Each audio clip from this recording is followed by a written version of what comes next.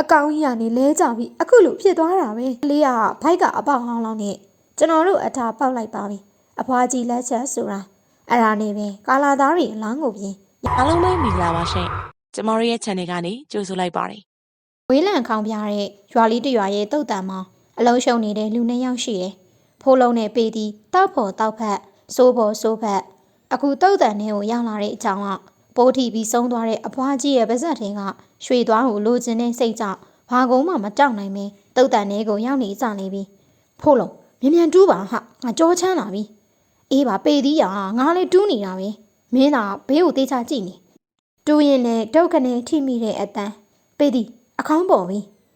ပေသီးပါကျင်းနေအောင်ဆင်းပြီးမြေတွေကိုရက်ထုတ်အခေါင်းဖုံးကိုဖွင့်လိုက်တဲ့အချိန်မျက်နှာညိုမဲနေပြီးပရည်နေရီတွန့်နေတဲ့အဖွားကြီးရဲ့မျက်နှာကလားရောင်အောက်မှာကြောက်စရာကောင်းလို့နေတယ်ညနေရမှာချထားတဲ့အလောင်းမို့လို့မပုတ်သေးပေမဲ့ကြောက်စရာတော့ကောင်းနေတယ်ဖိုးလုံးကပေသီးဘာကြောင့်နေရလဲရွှေသွားကိုဖြုံးရအောင်လေအဲ့ဒီလိုဆိုပြီးလုပ်ငန်းစတော့တာပေါ့ပေသီးကတယောက်ယောက်ကြည့်နေတယ်လို့ခံစားရလို့အပေါ်မော့ကြည့်တော့တည်သွားတဲ့အဖွားကြီးအပေါ်ကငုတ်တုတ်ကြီးကြည့်နေတာတွေ့ရတော့ကြောင်မီကြည့်နေတော့ပေသီးဘာကြည့်နေတာတော့ဝိုင်းကုန်လေကွာအေးအဲ့ဒီလိုဆိုပြီးအပေါ်ကိုပြန်ကြည့်တော့အဖွားကြီးကမရှိတော့ဘူးမျက်စိမှားတာပါလို့တွေးပြီးဖိုးလုံးကလည်းအဖွားကြီးသွားအောင်မရအောင်ဖြုတ်ပြီးရွှေသွား၃ချောင်းရတော့ကျင်းမော်ကိုပြန်တက်ပြီးမြေပြန်ဖို့ပြင်နေချိန်ဘယ်ဟာရောက်လာမှမသိတဲ့ကြောင်နဲ့တကောင်ကညောင်းဆိုပြီးတော့ကျင်းနာကိုရောက်လာလို့လာတယ်ဖိုးလုံးကမောင်းထုတ်တာပေါ့ဟဲ့တွားပြန်ပြီးတော့လူကိုရမ်းမရှာသလိုခုံနေအချိန်ကျင်းနေဟာအလောင်းရည်ရင်ဘက်ပေါ်ကိုတက်ကျသွားတယ်အဲ့ဒီချိန်မှာပဲတော်လဲတန်တွေတစ်ပင်တန်တွေရှိန်ထိုးနေကြကျင်းနေဟာကြောင်ကလည်းအတင်းကုတ်ဖဲ့ပြီးထွက်ပြေးတော့တာပေါ့ပေတီနဲ့ဖိုးလုံးကကြောင်လုံးလို့အသားတွေဆက်တုံနေတယ်ဖိုးလုံးကပေတီကျင်းကိုမြန်ဖို့အောင်အေးအဲ့ဒီလိုဆိုပြီးနှစ်ယောက်သားကျင်းနေကိုမျက်စိရောက်သွားတဲ့အချိန်အဖွားကြီးကမျက်လုံးပွင့်နေပြီးသူတို့ကိုပြုံးပြနေတာတွေ့တော့ပြေးအဲ့ဒီလိုဆိုပြီးနောက်လှည့်ကြည့်ပြီးပြေးတဲ့အချိန်ဘဲကထွက်လာမှန်းမသိတဲ့မကောင်းဆိုးဝါးတွေကြောင့်ပြေးပေါက်မရှိတော့တပြေးပြေးနဲ့နောက်ဆုံးရင်ကျင်းလေးကိုကြာသွားကြတော့တယ်ကျင်းလေးကနေအပေါ်ကိုပြန်တက်ဖို့ကြိုးစားပြီးမြဲအနောက်လှည့်ကြည့်လိုက်အောင်အတန်းကတကောင်ရံမှာစူးရှားစွာနဲ့ထွက်ပေါ်လာပါတယ်အရာအလုံးကတပြေးပြေးနဲ့တိတ်ဆိတ်သွားပြီးတော့ပကတိတိတ်ဆိတ်သွားတော့တယ်မနက်မိုးလင်းတော့အော်တန်ကြောင့်ရွာသားတွေကတုတ်တန်လေးကိုလာကြည့်တော့မြင်လိုက်ရတဲ့မြင်ကွင်းကအဖွားကြီးလဲကျင်းနေဖိုးလုံးနဲ့ပေတီကဘိုက်တွေပွင့်လျက်တိတ်ဆုံးနေတာတွေ့ပေမဲ့အဖွားကြီးအလောင်းပြောင်းနေတယ်တုတ်တန်အနှံ့ရှာပေမဲ့မတွေ့တဲ့အစုံဖိုးလုံးနဲ့ပေတီကိုမြင်မြုပ်ပြစ်ခဲလိုက်တော့တယ်သူတို့ကိုခြုံပုတ်ကွယ်ကချောင်းကြည့်နေတဲ့တစုံတရာကိုတတိမထားလိုက်ကြမိပါအမေဖုန်းလာနေတယ်တားကင်လိုက်လေအမေဟင်းချက်နေတယ်ဟုတ်ကဲ့အမေဟယ်လိုတစ်ဖက်ကနောင်ခန့်လားငါကြော့သူရဲ့အေးကြော့သူပြောလေဘာဖြစ်လို့လဲငါဖုန်းကိုမခေါ်ဘဲနဲ့ဘာမှမဖြစ်ပါဘူးဟာမင်းဖုန်းကဆက်သွယ်မှုဧရိယာပြင်ပါတဲ့ငါပြောမလို့ဒီတစ်ပတ်စနေကြရင်ငါဦးလေးရှိတဲ့ရွာကိုသွားမလို့လိုက်မလားကျန်နေသူတွေစီရောဖုန်းဆက်ပြီးပြီလားဆက်ပြီးပြီရန်အောင်ကလိုက်မယ်တဲ့ဖြူလဲရပါလိုက်မယ်တဲ့နော်စီကမင်းပိုင်ရင်လိုက်မယ်လို့ပြောတယ်ဘယ်လိုလဲငါလေးလိုက်မှာပေါ့ဟာအေးပြီးတာပါပဲငါကားလက်မဲ့ဖြတ်လိုက်တော့မင်းနော်ရန်အောင်ကားနေမသွားဘူးလားဟာရန်အောင်ကနေမသွားဘူးလားဟာကားလမ်းတွေကစိုးတယ်ကွသူကားနေအစ်မပြေပါဘူးလမ်းမပေါ်ကနေငါတို့ရွာအထဲကိုဝင်ရမှာရွာရောက်ရင်ဦးလေးလာကြိုးလိုက်မယ်အေးအဲ့ဒါဆိုလေကားကိတ်မှာစုံကြမယ်လေကြော်သူအေးနောက်ခက်ဒီလိုနဲ့ပဲကြော်သူကဦးလေးစီကိုသွားဖို့ရောက်လာခဲ့တော့တယ်ကားမနေ့၈နာရီကနေညနေ9နာရီထိစီးရတာခရီးသွားကန်နေရေမိုးချိုဖျားရှင်ကိုမနက်စာဆရာလေးအောင်နိုင်ပေးခဲ့တဲ့ကျိန်လုံးကလေးကိုအဝိစာဖြူနဲ့ထုတ်လွဲအိတ်တဲကိုတေးချတဲ့အဖေနဲ့အမေကိုကြော့ပြီးကားဂိတ်ကိုထွက်ခဲ့ပါတယ်ကားဂိတ်ကိုရောက်တော့အကုန်ရောက်နေကြပြီဖြစ်တယ်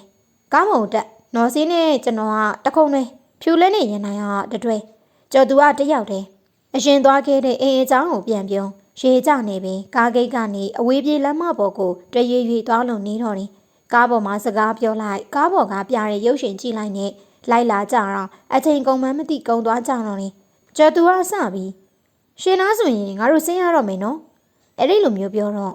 အေးအကုန်လုံးကပြိုင်တူအေးလိုက်ကြပါတယ်ကားပေါ်ကဆင်းအဝိထုတ်တွေကိုစီခဏဆောင်လိုက်တောင်းနွားလေးနဲ့ကြော်သူ့ဦးလေးရောက်လာလေတယ် ငါတူရီတူးမတွေရောက်တာကြပြီလားကျော်သူကမကြသေးပါဘူးဦးလေးရဲ့အခုလေးတွေမယ်ရောက်တာပါလဲဖို့တက်ကြကွယ်ကျော်သူကဒါငါဦးလေးဦးစံပုံဦးလေးဒါကတော့နောင်ခန့်ဟိုးဘက်ကနော်စီသူတို့ကဇုံတွဲဒီဘက်ကရန်နိုင်သူကဖြုတ်လက်သူတို့လေဇုံတွဲပဲဦးလေးဦးစံပုံကတဲလေလိုက်ဖက်ထားပဲအချိန်မနှောင်းခင်ရွာပြန်မှဖြစ်မယ်လဲဖို့တက်ကြကျော်သူကတော့အဝိတွေတင်းလိုက်ကြလေကျွန်တော်တို့စပြီးတော့နွားလေးစီးတော့တာပေါ့နွားလေးပေါ်မှာကျွန်တော်ကရွာအကြောင်းရှောက်မင်းတာပေါ့ဦးလေးကလည်းပြန်ပြေးပြီးရှာပါတယ်နော်စီက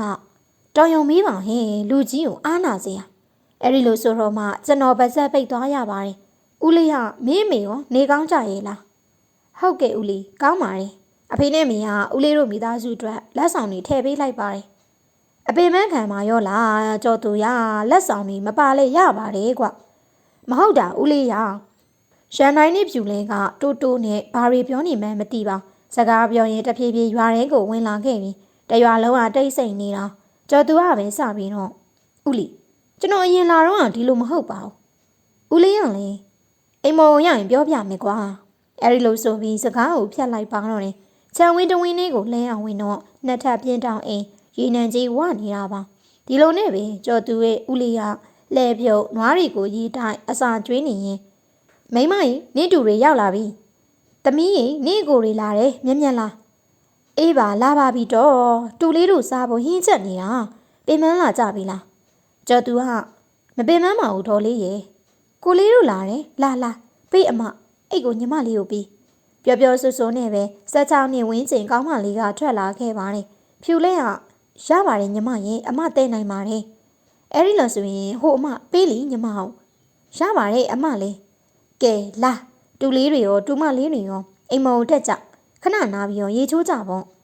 ယောက်ျားလေးတွေကအိမ်ရှိမှချိုးပေါ့မိန်းကလေးတွေကတော့အိမ်နောက်မှာချိုးကြသမီးအမတွေရေချိုးချင်ရင်လိုက်ဖို့ပေးလိုက်အောင်နော်ဟုတ်ကဲ့မေကိုစီနဲ့ပဲရေချိုးကြတော့တာပေါ့ရေချိုးပြီးအဝတ်စားလဲအိမ်ရှိမှထိုင်နေတော့လာတူလေးတငယ်ချင်းတွေပါခေါ်ခဲ့ထမင်းစားကြမယ်အဲ့ဒီလိုဆိုပြီးထမင်းဝိုင်းကမလောက်လို့ကျမ်းပြင်ပေါ်မှာဖြာခင်းစားကြရပါတယ်ထမင်းစားရင်နဲ့ဦးလေးမိန်းမဒေါ်ကဒီဘက်ကငါညမနှင်းမြထမိတ်ဆက်ပြီးတယ်တမိသားစုလုံးခေမှုကောင်းကြတယ်စားလို့ပြီးတော့အကျန်းရင်နဲ့လက်ဖက်တုပ်စားရင်ကြော်သူကဦးလေးရွာမှာဘာတွေဖြစ်နေကြတာလဲအဲ့ဒီလိုမျိုးမီတော့ဦးလေးကဒီလိုပါပဲငါတူရဦးလေးတို့နောက်ပိုင်းရွာမှာအဖွားကြီးတယောက်ပိုးထိပြီးဆုံးတဲ့အဲ့ဒီကလေးကရွာလူတွေအသေးပြောက်များလာတယ်တေးတဲ့သူတွေကဘိုက်ထဲကကလီစာရီဆွဲထက်ခံရပြီးတေးကြရတာ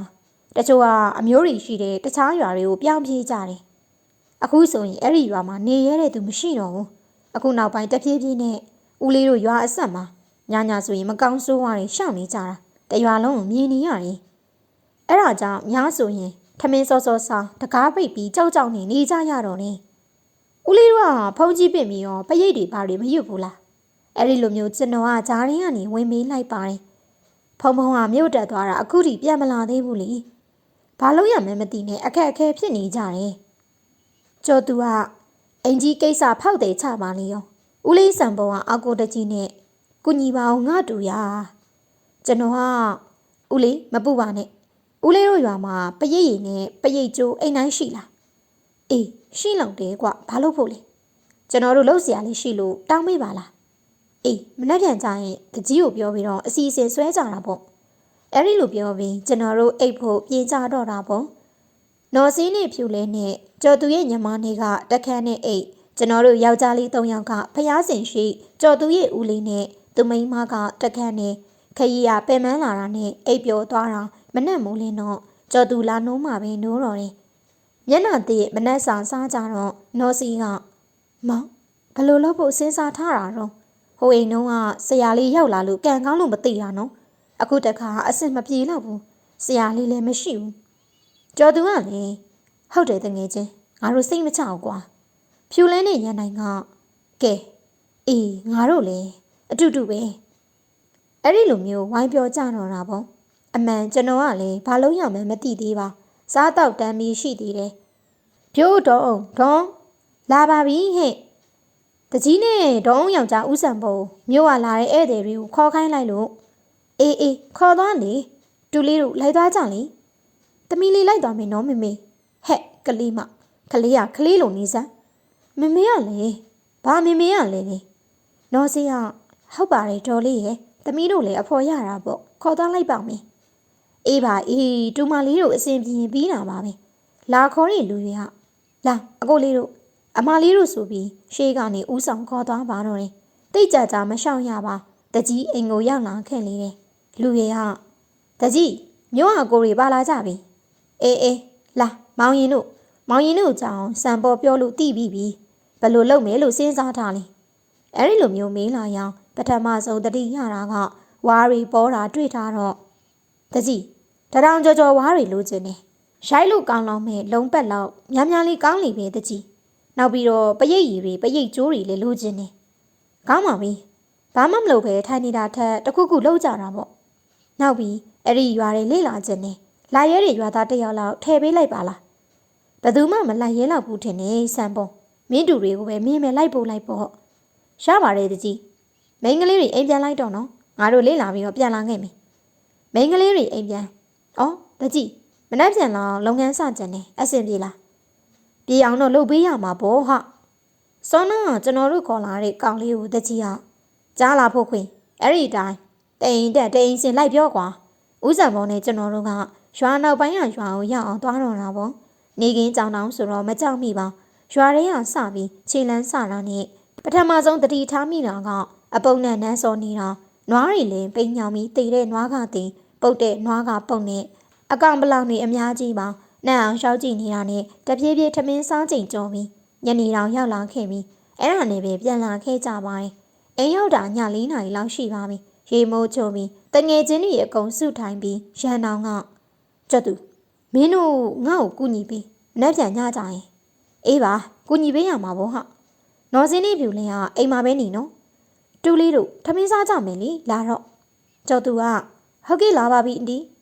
ထမင်းစားပြီးအောင်အိမ်ရှိမောင်ထိုင်ကဦးစံဘုံကကွင်းလေးဝါပြီးငယ်တုန်းကအကြောင်းကြီးပြောပြနေရောကဲကြပါအောင်ကျမသားလေးအသက်မရှိတော့လောက်ကြပါအောင်ရဲကတို့ကြီးလောက်ကြပါအောင်ဦးစံဘုံနဲ့ကျွန်တော်တို့အုပ်စုအတန်ကြားညာအိမ်ရှိကိုရောက်လာကြပါတော့တယ်ရွာသားတွေကမိတို့တွေနဲ့ရောက်နေကြတယ်တကြီးပါရောက်လို့နေတယ်ဘလို့ဖြစ်တာလဲလို့တကြီးကမေးတော့ခလေးအမေကငိုကြီးချက်မှနဲ့မသိပါဘူးအကောင်ကြီးကနေလဲကြပြီးအခုလိုဖြစ်သွားတာပဲခလေးကဘိုက်ကအပေါက်ဟောင်းလောင်းနဲ့ကျွန်တော်တို့အထာပေါက်လိုက်ပါပြီအဖွားကြီးလက်ချက်ဆိုတာအဲ့ဒါနဲ့ပဲကာလာသားတွေအလောင်းကိုပြင်ညာရင်းချင်းမဲ့အာတုပလေးဖြစ်လာခဲ့တော့တယ်တကြီးနဲ့ဦးစံဘောကနေခဲ့ပါတယ်ကျွန်တော်တို့ကလည်းမနဲ့လှုပ်ရှားရှိလို့ပြန်လာကြနေတယ်လမ်းတစ်လျှောက်နောက်ကနေတစုံတယောက်လိုက်လာတန်းကြားပြီးမြင်နောက်ကိုလှည့်မကြည့်ခဲ့ပါအဲ့ဒီလိုနဲ့ကျော်သူ့ဦးလေးအိမ်ကိုရောက်တော့ဒေါ်လေးပရေကျိုးရှိလားပေးပါအရေးကြီးလို့အေးဖះစင်ပေါ်မှာတူလေးရဲ့မြန်ပရေကျိုးကိုရှာပြီးအိမ်အောက်ကိုဆင်းအိမ်ကိုပရေကျိုးနဲ့ပတ်လိုက်ပါတယ်ပတ်ပြီးတော့အိမ်မော်ကိုလည်းရောက်ရောတွေ့ကြသေးတာပေါ့ကြလားဒေါ်အောင်ကကြောက်လန့်နဲ့မင်းလာတော့ကျွန်တော်ကဘာလို့လဲတော့အဲ့ဒီလိုမျိုးမင်းတော့မကြောက်လိုက်ဘူးလားတောက်ခောက်ပြီးကျင်းသွားတယ်လေအားလုံးကသဘောပေါက်တော့မဟုတ်ပါဘူးဒေါ်အောင်ရအဲ့ဒီလိုဆိုတော့ဇဝင်ဇဝါနဲ့ဘေးနားကျော်သူညီမနှင်းမြကမျက်လုံးလေးပေကလက်နဲ့ကြောင်ကြည့်နေကြတယ်ကျွန်တော်ကပရိတ်ကျိုးကိုဖြတ်ပြီးဒေါ်အောင်နဲ့နှင်းမြလဲဘင်းမှာဆွဲခိုင်းထားလိုက်တယ်အဲ့ဒီလိုမျိုးဆွဲခိုင်းပြီးတာနဲ့အိမ်ရောင်ဝင်ခဲကြတော့နေမနဲ့မိုးလင်းတော့မျက်နာသစ်မနဲ့စားစားပြီးကျွန်တော်တို့ဖွဲ့တကြီးအိမ်ကိုထွက်လာခဲ့ကြပါတယ်တကြီးအိမ်ရောက်တော့တကြီးကလာအဲ့ဒီလိုဆိုပြီးဖျားစင်ရှိမှာရေတံဘူးတွေကိုအကြည့်လုံးတွေကိုအများအပြားတွေးလိုက်ရလေတယ်တကြီးကိုကျွန်တော်တို့ကဟန်ကြတာဖို့ဆိုပြီးပြောတော့ရှိသေးတယ်လဲနှစီနဲ့တိုက်လာတဲ့ဝါ1000ကျော်အရေးအပြည့်ပေါင်းလဲမောင်းနေဦးလေးကြီးတယောက်ကတကြီးဒီမှာဝရင်တုတ်တွေပြည့်ပဲဘသူ့ကိုရိုက်မလို့တော့ဗျကျွန်တော်ကနေပြီးတော့တရေကိုရိုက်မလို့ဦးကြီးတွေအားလုံးကအကုန်မျက်လုံးပြူးသွားကြပါတယ်တိတ်မကြပါကြော်သူဦးလေးရောက်လာတယ်ငါတို့ဘလို့စီမံထားကြလဲဟုတ်ဒီလိုပါဦးလေးအခုအိမ်တိုင်းခြံတိုင်းကိုပရိတ်ကျိုးနဲ့ပတ်ထားပေးပါအိမ်တွေအကုန်လုံးတော့ဦးလေးမလောက်ရင်ပရိတ်ရည်နဲ့စီးတားထားပါအဲ့ဒီအိမ်တွေကနေဘသူမှမထွက်စေနဲ့မနက်4 နာရီမထိုးမချင်းနောက်တစ်ခုကမနက်4 နာရီလောက်ကြာရင်ရွာသားတွေခုံစုပြီးတော့အိုးခွဲတန်ခွက်တွေတီးပြီး အနောက်ပိုင်းရွာကိုလာခဲ့ကြပါကျွန်တော်တို့တရေနှင်းကြရအောင်အဆင်ပြေမလားမောင်ရင်စိတ်မပူပါနဲ့တကြီးနောက်ပြီးတော့စင်ရုံးတွေရှိလားစီရောရှိလားအေးနောက်ဘေးမှာ3လုံးတောင်မှတကြီးအဲ့ဒီစင်ကို3လုံးစလုံးကိုခဏယူသုံးမယ်နော်ရတယ်လေလာကြော်သူရောညံ့နိုင်အောင်အဲ့ဒီစင်ကိုတွားလိုက်ရအောင်စင်ကို3လုံးလိုက်ပြီးတေးကြရေးစီပရိတ်ရည်တွေထက်ဝရင်တုတ်တွေထည့်ပြီးပရိတ်ရည်နဲ့လောင်းပြီးရင်ဝရင်တုတ်မှာပရိတ်ကျိုးတွေချီဟိုးလုံးဒီလုံးနဲ့12နာရီကြော်လာရောပါတကြီးအိမ်မှာထမင်းဆောင်လဲရီနဲ့ဝရင်တုတ်တွေကိုအနောက်ပိုင်းမှာရှိတဲ့အရှိတ်ဘက်မှာပုံထားရန်နိုင်နဲ့ကြော်သူကျွန်တော်ဖျားရှင်ခိုးပေးတာနဲ့ဖြူလက်နော်စေးတို့တေးချမှာနော်တရေနှင်းထုတ်ဖို့ပြင်ဆင်ကြတာပေါ့ကျွန်တော်ကမလို့မကားဆရာလေးပေးခဲ့တဲ့ချိန်လုံးကိုတေးချထုတ်ပြီးယူလာခဲ့ပါတယ်အရေးအကြောင်းဆိုရင်တခုခုလှုပ်လို့ရအောင်ပါအကုန်ပြင်ဆင်ပြီးသွားတော့ညနေပိုင်းကိုရောက်လာတော့တကြီးကိုတေးချမှာထားတာတွေမမေ့ဖို့အတန်တန်ပြောပြီးအနောက်ရွာဘက်လမ်းလျှောက်ထွက်လာကြတယ်ရန်နိုင်ကနောက်ခက်ငါတို့ကသူတို့မှမမြင်ရတာကွဘလို့လုပ်မလဲကျော်သူကလည်းဘလို့လုပ်ရမလဲစိတ်မပူနဲ့ရွာရှိရောက်ရင်လည်းရောက်ရောအကုန်ပစိုးတူတူပြင်ဝတ်ပြီးလိုက်ကြတယ်မဲမဲမြင်တာရိုက်နော်အေးစိတ်ချတပြေးပြေးမှောင်လာတော့ကျွန်တော်ကအဲ့ဒီရွာမှာရှိနေကြတဲ့မြင်သိမမြင်သိနဲ့မကောင်းဆိုးဝါးတွေအားလုံးဝေးရကိုထွက်သွားကြမှာတင်းတို့အောင်နှင်းထုတ်ဖို့အတွက်စုပ်တို့ရောက်လာကြလို့နေပြီကျွန်တော်ကအဲ့ဒီလိုလေးစုံလိုက်ရောအတန်ပေါင်းစုံကကျွန်တော်တို့စီကိုရမ်းမှုဖို့ပြေးလာကြနေတယ်၃ယောက်သားကြောချင်းကပ်ပြီးမဲမဲမြင်တာရိုက်တော့တာပါပဲ